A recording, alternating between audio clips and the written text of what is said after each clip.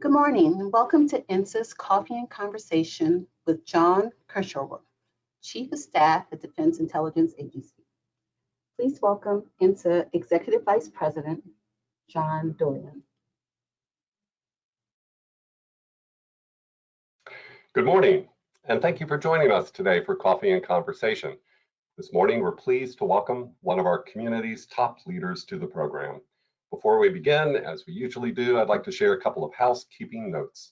If you have questions, and we hope you do, please submit them through the question box on the right side of the screen, and we'll do our best to get to all of your questions. Also, we're pleased to welcome members of the press to the call today, and this is a reminder, this program is on the record. And finally, I'd like to thank our program sponsor, Comcast Business, for their support of today's program.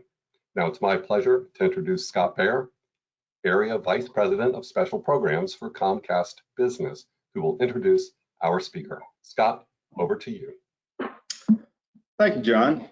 And thank you to INSA for hosting these virtual conversations, which keep our geographically dispersed community connected and informed about intelligence and national security priorities. Comcast Government Services is pleased to provide network and broadcast services in support of the DIA mission and the broader community.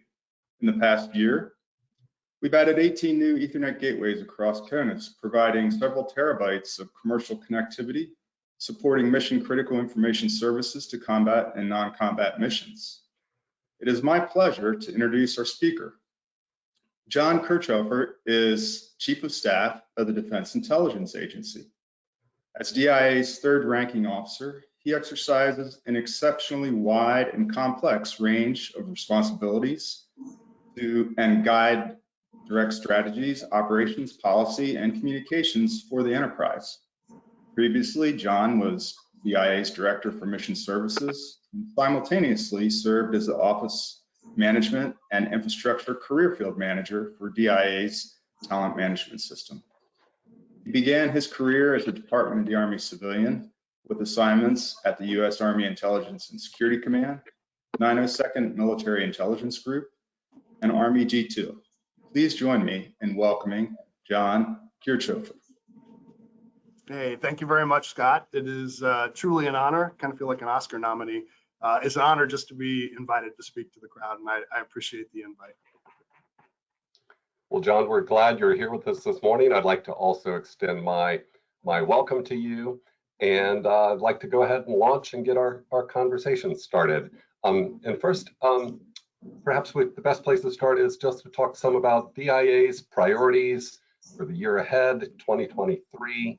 So as you look to the next year, can you tell us some about what the key priorities and goals are for DIA, and also what's likely to be the third and last year of General Barrier's tenure as director?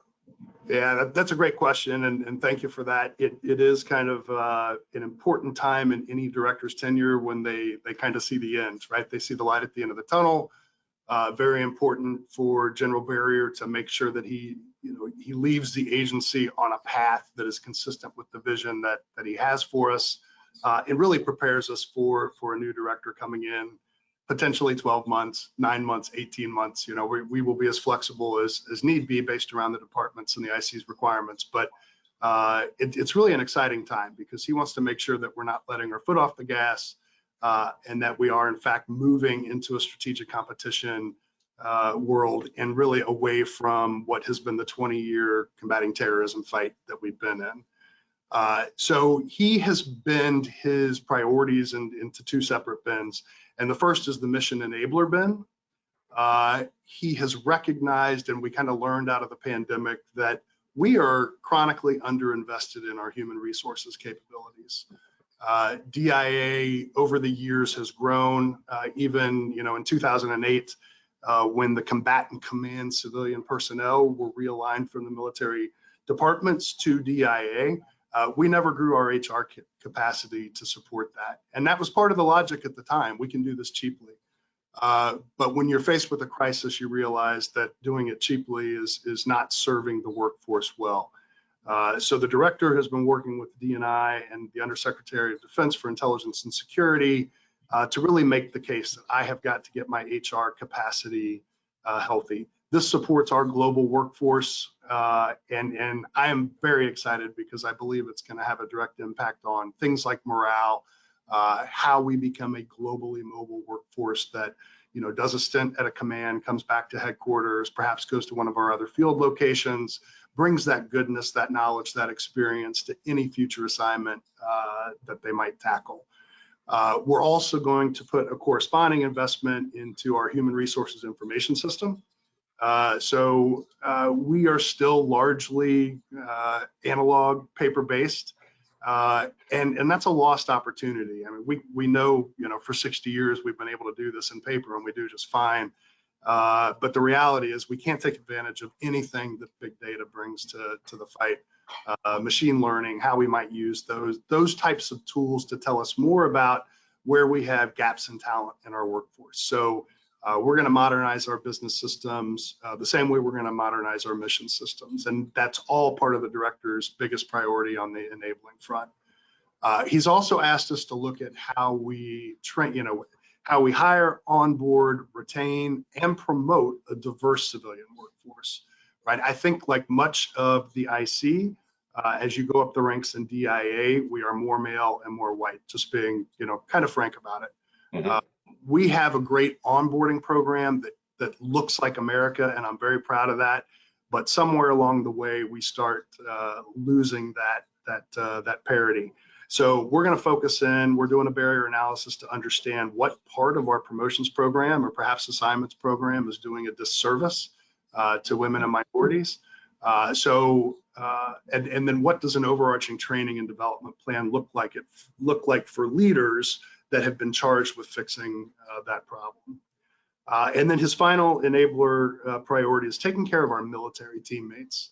You know, with folks in 144 countries around the world, representing every military service, all of which have their own personnel systems, we struggle on some of the basics, like making sure that awards are done in a timely fashion, that pay and compensation is taken care of, and personnel actions are up to date. So he recognizes this as a problem. And I suspect it's not just a problem for DIA, it's probably a problem for the entire Fourth Estate in the department, but he does not want us to accept it. He wants them to have as good of a personnel support system as we're going to give our civilians. So we're going to try to make sure we treat our military members the same way. That's on the enabler side. We think if John, I'm sure you're going to say some more, but talk about some more bins. But before we leave the mission enabler side, I had a chance to talk to Doug Casa a number of months ago, and on the topic of diversity and hiring, he was telling me he had a pilot program for neurodiverse hiring, which is something that is really exciting to me. I know that there's also one at NGA. Is that going to be part of your larger program? Yeah, you know, that's untapped potential that I think we haven't known how to handle. And so we, in fact, have done our first couple of hires of neurodiverse candidates coming into DIA. I think we're doing it the right way because we're building training not just for those individuals, but for their supervisors and for the people that are around them. How do we tap into the expertise and talents that they bring? While recognizing that maybe social interactions in a typical environment aren't ideal for those candidates. So I think we want to create an environment where they can succeed from day one and not leave it to chance.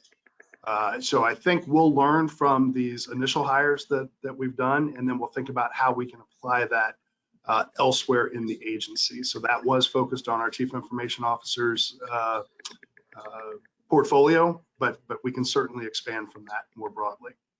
Great, glad to hear that. Sorry, go ahead. Let's hear some more about your priorities.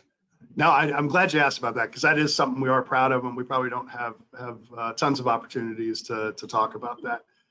But so that's kind of the mission enabling side. If you think about the mission side, you know, our director and our senior leaders recognize, again, after 20 years of being in Iraq, Afghanistan, kind of bogged down in that CT fight, with all of the resources and time and effort we put toward that has delayed our movement to strategic competition.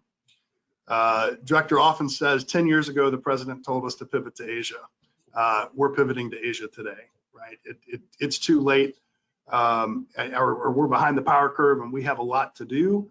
But certainly we were fighting other wars and now we're free from that. So he has looked internally. We have stood up a China mission group, and it's as simple as this. We created a box and we called it China. If you are in DIA and you are working China, you're in that box now. We are going to have a single visible place in the agency for any partner or other agency to come into. They'll know where to reach out if they have a China issue, and the director is going to know where to turn to for whatever deep expertise he needs within the agency to compete with China. So that is at initial operating capability today. And then in the spring, we will move to be fully operational capable. That includes personnel from our Directorate for Science and Technology, our Directorate for Operations, and our Directorate for Analysis. So this is us integrating to the maximum extent possible on an existential threat to the long-term success of the United States. So he is daily engaged with the China Mission Group, making sure that they're successful in their mission space. He also wants to make sure that we take the lessons learned from the Russia-Ukraine crisis, particularly as it relates to indications and warning, and apply that to China-Taiwan type scenarios. This is the warning problem of our lifetime. So what are we doing now to prepare so that the department, the IC, the federal government has the maximum amount of time to understand a threat as it's evolving and respond to it in real time. So that's his second priority. He's also asked us to shift our own footprint. So as I think much of the IC has been, we have been heavily focused in Europe, and that dates back decades. But that's not necessarily where this long-term threat is coming from, even with Russia being as belligerent as they are today. So we are looking to move more personnel forward around the Pacific Rim. Right, this will help us with resiliency in the event of a crisis and some needed redundancy in the event of kind of worst case scenarios. So we are looking to move people, communications, IT and AV type solutions across the Indo-Pacific, and that's starting now. So we're already working with partners, foreign partners, and US partners to get our footprint pushed into that region. Very exciting. I think that is putting our money where our mouth is, and it really shows our long-term commitment to US Indo-PACOM and the potential fight against China. And then finally, he's asked us to expedite. I think he wants to get as much of this done on his watch as he can. Our transition from MIDB, which is the modernized integrated database, that is the system of record for our Foundation of Military Intelligence, into MARS. And MARS is the Machine Assisted Analytic Rapid Repository System. This is trying to take, and it is in fact taking full advantage of what AI and ML can bring to the fight to free up analysts to actually analyze as opposed to do nothing but data discovery across all of our all source feeds of intelligence. So those are his four big priorities that fall in the mission bench. Pardon me.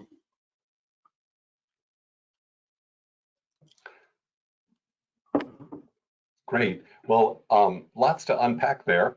And let me start at the where you just stopped here and talk a little bit about Mars. You talked about expediting Mars. The last time I talked to somebody working that, I know it looked like there was a long road ahead, to get the capabilities in place that you might want. What does expediting look like? How do you get there, get those capabilities in place faster? Yeah, I mean, I think some of it was driven by Russia, Ukraine. So as we went into kind of crash mode, making sure that all of our Foundation of Military Intelligence was up to date for both Russia and Ukraine, as well as the surrounding region, and the kind of worst case scenario of an Article 5 type scenario. We did rapid development, rapid production on new order of battle capability for Mars. We got that fielded, we got it going, and it was in direct support of U.S. European Command as they were doing their planning efforts. Now what we need to do is make sure that that capability is available on SIPRNet. That'll be our next big effort to replicate that. Naturally, all of the data that Mars relies on that sits on JWICs won't be available on SIPR, but that is a relevant warfighting system, and we have to be down where our customer is operating. That's a challenge for us. You know, we are very comfortable in the TSSCI environment. That's 60 years worth, feels like, of operating on the high side. So we are trying to overcome that and get to SIPRNet by the end of this year. That will increase the relevance of the program, and it will bring that formal system of record to the warfighter that's sitting in Poland right now, for example. So that's what that's what expediting the move to Mars means for us right now. Great. Also, I wanted to go back to, you talked about the China Mission Group and implementing some of the lessons learned from Ukraine, Russia. Can you say a bit more about what those lessons learned were? And then also thinking just generally about the pivot away from the CT mission to Great Powers competition. I know DI has the DCTC, the Defense Counterterrorism Center. Do you see something like China Mission Group growing into something as kind of big as DCTC? Is that sort of, is there a future vision for where the China Mission Group goes? Yeah, so that's good. Let me go back to your first question on lessons learned. I think particularly right now we are focused on what did Ukrainian readiness mean for Taiwan, right? So that can be everything from technical capabilities of their military systems. It can be the organizational structure and communicate, the command and control of groups in the field. It can be will to fight. That has been a bit of a political hot potato, frankly, but it's a fair thing for us to try to consider. And then how does that apply to Taiwan, right? So what those same types of things we're looking at, what has enabled Ukraine to fend off, the complete overtaking of its capital in the first week, and then now even starting to take back some territory. And then we want to make sure that we understand it, but that we're also working with our partners in Taiwan so that they understand it, and other partners in that region. So I think that's a giant bin, and I think we need to look at it at all levels, from strategic to tactical, because that's all applicable in any sort of China-Taiwan capability. So those efforts are being done at U.S. European Command. They're being done here at DIA. And I know the Pentagon is watching closely as well at the OSD level, so that they kind of have that broader view of how we can take those lessons learned and try to apply them to Taiwan. Herculean effort, a lot of people, but worth it, right? I mean, that is the righteous job for us to do. So that's the lessons learned front.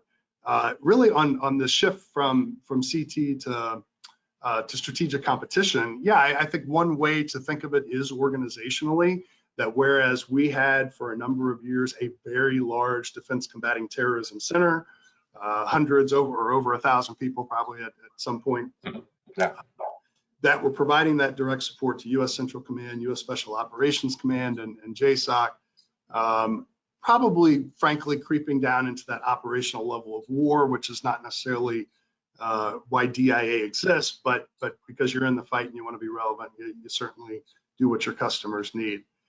So we were in that CT fight at scale. And then if you think about actual deployments before the fall of Kabul and the pullout from Afghanistan, a year before we pulled out of Afghanistan, DIA had a couple hundred people in country.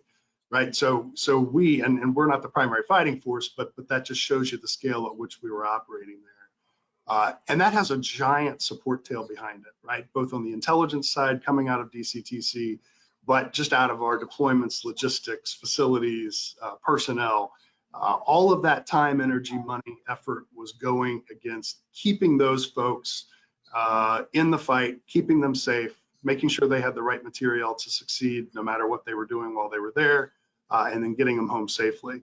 So just by being freed of that, right, it really has given us this opportunity to say, all right, if we are going to look, and if our new fight is competing with China, competing with Russia, but particularly China, what's that going to look like? A lot of those resources have been now turned into that China mission group. Simultaneously, we have looked at DCTC and felt like, okay, we are now, given where we are in Iraq and Afghanistan, we are over-invested in that area. And so we did have comfort in pulling down, comfort's probably not the right word, right? But we felt like we could take the risk of reducing the effort against that target to realign to China. And so we've done that. So in fact, the Defense Combating Terrorism Center is no longer a center in our parlance, which implies kind of a large effort. It is down to an office size in our Directorate for Analysis. And those resources have been realigned to higher priorities, not just China, but also to Mars as we've moved resources to really get at the Director's priorities. Okay. Hey, thinking about some lessons learned, I know we had talked a little bit prior to our show this morning about lessons learned from the pandemic. And, so we've all lived through this amazing pandemic. Continues to be a challenge in some ways.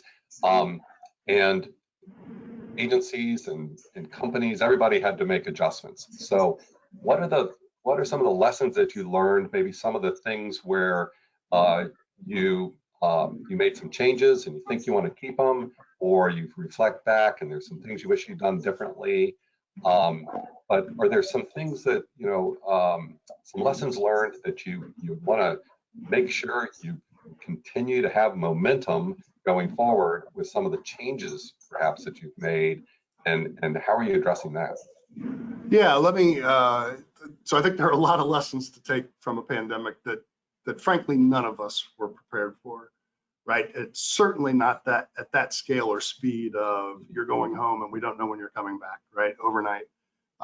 And you have a mission that has never been done at home for anybody, right? We have always had to come into SCIFs to complete our work. And so you compound that with all of our business systems being on the high side as well, right? Our personnel system is on a TSSCI network, as are our financial management systems, right? So whereas I think a lot of the federal government, a lot of the private sector was able to send people home, give them a laptop, and set them off to work, perhaps less efficiently, but nonetheless get the work done. We didn't have that option. So I think we did pretty rapidly stand up a somewhat secure capability on NIPRNet, on the unclassified system, that at least allowed our folks to communicate. So folks working from home, folks working from the building. Probably at our lowest, we had just over 40% of our people in the building at any one time, right? That still allowed for social distancing, and it allowed us to complete our mission, even if it wasn't as efficient as normal. And we were able to provide a connection for people to telework from home to get whatever they could done in that regard. After we initially installed that, we did go up to an IL5 capability, and I have to admit, I don't even know what IL stands for. I'm a liberal arts major, but I know that added in some enhanced security. That did negatively impact some of our officers who were using their own technology to reach back into the EIA. But it gave us a greater level of comfort that what we were talking about on an open system was more protected. So I think one of the things, and people always, the most common question I get asked is, what's the future of telework based on the lessons you learned from the pandemic? I'm seeing those questions come in the audience question queue right now. And so, let me just give you the bad news right up front, right? We are an all source intelligence agency, meaning we don't just do open source. We don't just rely on unclassified information.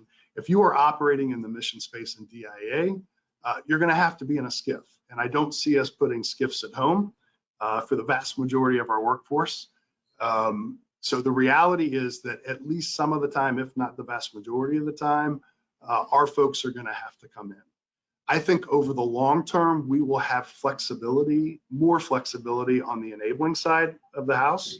So as I said, at least for now, our business systems, whether they be HR or finance or our learning management system, that all resides on the high side and can't be accessed from home either. I think some of that capability can be pushed down. And I think we're probably going to have to do some level of that to compete for personnel in that space.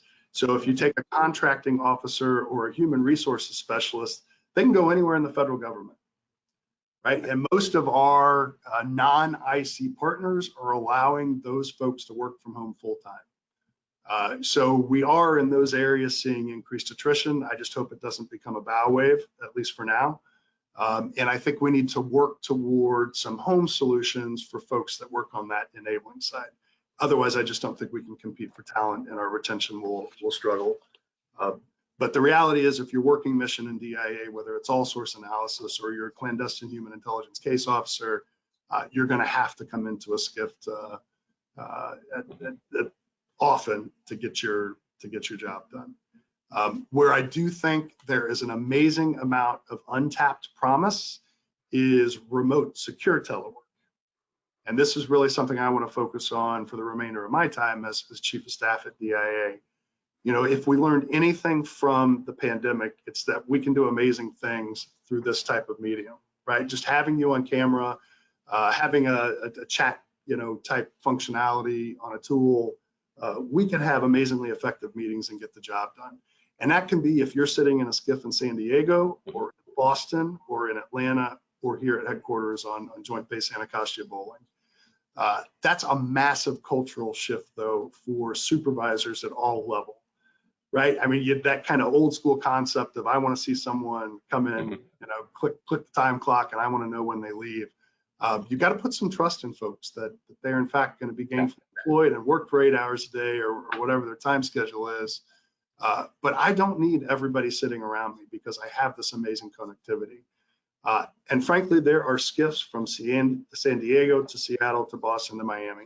They're all over the country with a fair number overseas if you really need it.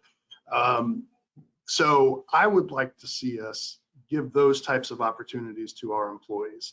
The example I like to give is even for myself. My elderly parents live near St. Louis, Missouri.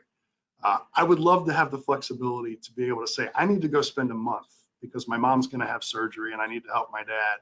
I will work out of Jefferson Barracks in St. Louis proper, right? That's my SCIF. I can go in, the Army runs it, but it has full connectivity where DIA has kitted it out.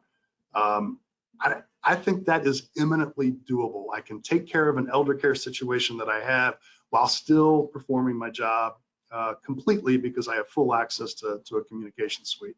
So I would like to see us embrace that as one of the ways to mitigate what's potentially going to be a flight of personnel that want to work from home. Yeah, is that something when you think about not just DIA or not just the military, but all the other IC agencies? There's lots of SCIFs everywhere. There's commercial SCIFs, commercially available SCIFs. There's companies that are doing basically we work with classified SCIF model to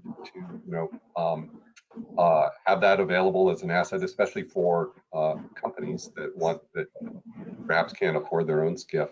There's so many SCIFs. What are you doing or what's DIA doing, or maybe working with the Pentagon to look at SCIF co-use? Some of the rules that often stand in the way. This is a DIA SCIF, it's not an NSA SCIF, or it's not a CIA SCIF, or it's not an NRO SCIF, or this is SAP certified, but that we need SCI or vice versa. And the rules are very difficult when conceptually it's great, but when you get down to, can you make SCIF co-sharing work? It's hard. Are you looking at that? Yeah, because it's largely ad hoc. I mean, we have a lot of great success doing this. I met my dedicated human resources support to the Office of the Chief of Staff at DIA. I had a new one assigned, and I did my in-call with her yesterday. She was online. I had no clue where she was, so I was pleasantly surprised to find out that she was working out of an Air Force skiff at an Air Force base in the south of the United States. We have success, but it's not what's the right word? It's not institutionalized, and it's not always easy for folks. So if you know who to call, we can pretty easily get a formal agreement in place, who pays what, and who provides what services at each location that would allow for that type of, leveraging those skiffs all over the country. But we don't have a centralized place to go, right? Is there a skiff in Birmingham, Alabama? I would probably have to make 10 phone calls to find out if there is. What it also— There are a lot in Huntsville. Well, there's plenty in Huntsville, and that's only growing, right? I think that's a lot of opportunity there. So no, we have not made this easy for people, and I do think it's something that we could tackle. You have the departmental skiff side, you have the IC skiff side. We work very closely with our partners at NGA and NSA on things like this, and we've got folks in their facilities, they've got folks in ours. That's pretty easy. It's a little bit trickier from a bureaucratic perspective if it's a non-DoD organization, because then fiscal law starts to apply and who can pay for what, who can waive what. But we can overcome all of that. That doesn't have to be that hard. I just think we have to show the will. That the hardest thing to do here, though, is break the culture of that supervisor that wants hands-on every single employee that's on their team. That can be really hard for folks to do. So I think there's a training effort there. It's driving our intent a little bit harder with leaders at all levels, and then doing whatever we can to make it easy for them to get there. Okay. Hey, we have dozens of questions coming in. So let me get to some of the questions from the audience, and a couple of them here are dealing with the topic of open source intelligence. One says, what formal Osint capabilities is DIA pursuing? Are they with in-house or via contractors? And another speaks more broadly. Can you speak to Osint looking in the community from DIA's perspective? Yeah, kind of two big things for Osint from my perspective. The first is that the director of DIA is also the Defense Intelligence Enterprise Manager for open source, which gives him authorities related to common standards, policies, procedures, training requirements, certification requirements, oversight of tools that are being used to support the mission, in really trying to make sure that the department is moving in one direction when it comes to open source. We've had extensive scrutiny from the Hill on this, concerned about duplication of effort, concerned that we may have multiple components in the IC, purchasing or buying access to publicly available information that might be duplicative. So we're going to try to take that coordinator role to give our overseers confidence that, in fact, we're doing this smartly. So that's kind of one piece of where we're going with open source. The second piece of it is the actual mission itself. And we know this is being done at every echelon, every organization, right? It happens at the combatant commands. It happens within our own open source center, and it happens at the Service Intelligence Center. So a number of folks are doing this. What I think for us is we have a core cadre of government personnel that are conducting that mission. We've supplemented that collection mission with contractors to support them.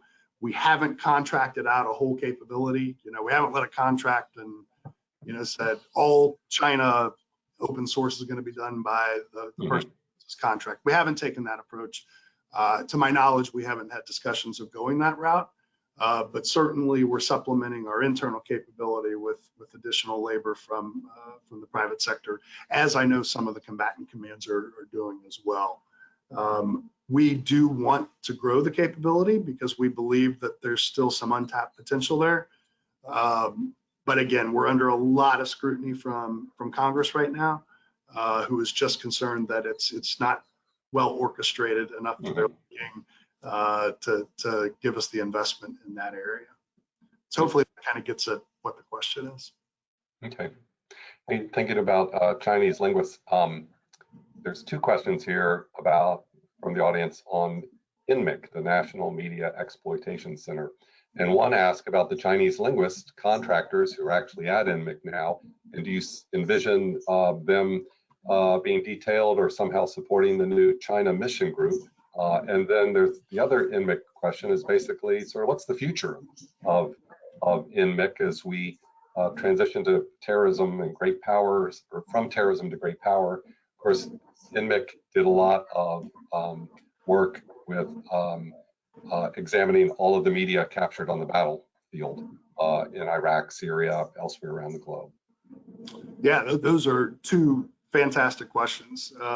So as you indicated, the National Media Exploitation Center really stood up to support the war effort in the Middle East, became highly relevant to the fight, a great asset for the community, and one then that really led the way for us when it came to dealing with big data, how to catalog it, how to organize it, how to access it, make it discoverable, how to do it quickly, regardless of what language the media was in. So this amazing legacy. We are in the process right now of trying to define what it looks like for INMIC to succeed when its primary focus is no longer on a terrorist hiding in a cave in Afghanistan and really gets at the PLA, for example, in China. So we think it can be highly relevant to that fight because that has become such a data-centric organization. And so I'm excited about where we can go there. The foreign language side of it. So yes, I think there will probably be increasing opportunities for Mandarin speakers, for example, on that specific contract at INMIC. And you'll see a corresponding reduction in requirements related to Arabic or Urdu or Pashto, just given where our focus is going to be in the future. We are reducing the size of INMIC because we do believe, and we want what's left of it to be really hyper-focused on strategic competition. So that is one change that people will see over time. But we do believe they will be fully engaged, cross-matrixed in with the China Mission Group when it comes to anything they're doing related to China. Again, I go back to that box I mentioned earlier. If you're working China in DIA, you're in that box, and you're going to be in direct support of the China Mission Group. So yes, there will be a shifting of priorities and focus for INMEC writ large. Okay, thanks. Hey, we have another question in from someone, I think you know, his name is Robert Ashley. And he asks, with the stand-up of SpaceCom, Space Force, in the National Space Intelligence Center, how is DIA's space mission changing? And are there DIA missions that are moving to the COCOM or the Space Intel Center? Yeah, that's a great question. So for probably most people on know that General Ashley was my last boss. So it's nice to know that he's in and calling in and paying attention today. I'm sure I will get a note later with what I missed, and I hope I get that. So you know, the space mission is no doubt evolving between the stand-up Space Force, Space Command, and the intelligence components that support those two major entities.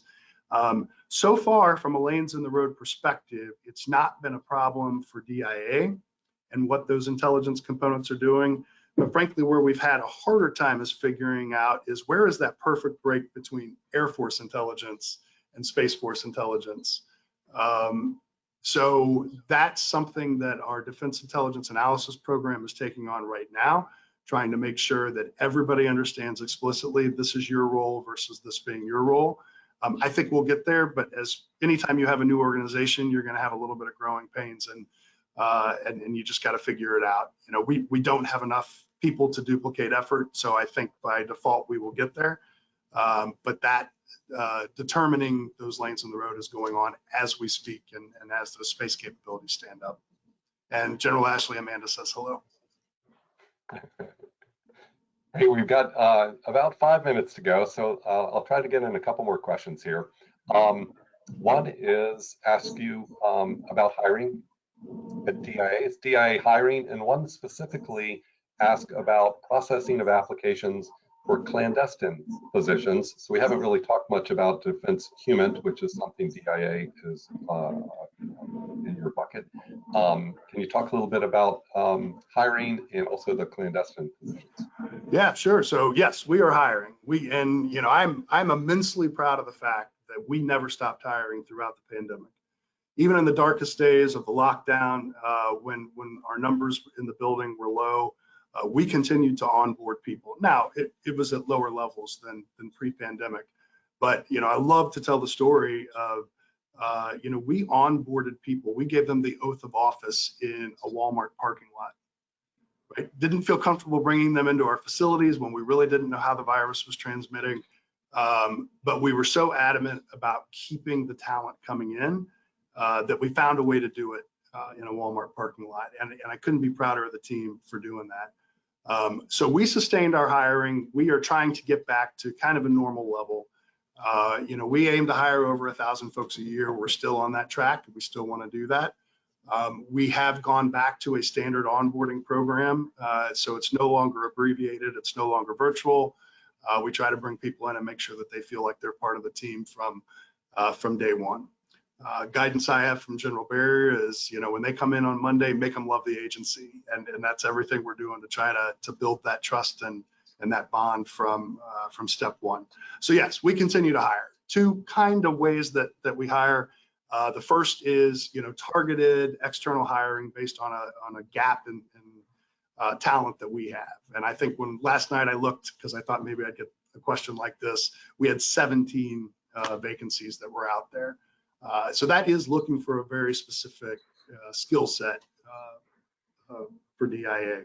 The second way we hire is through career fairs based off of our 10 career fields.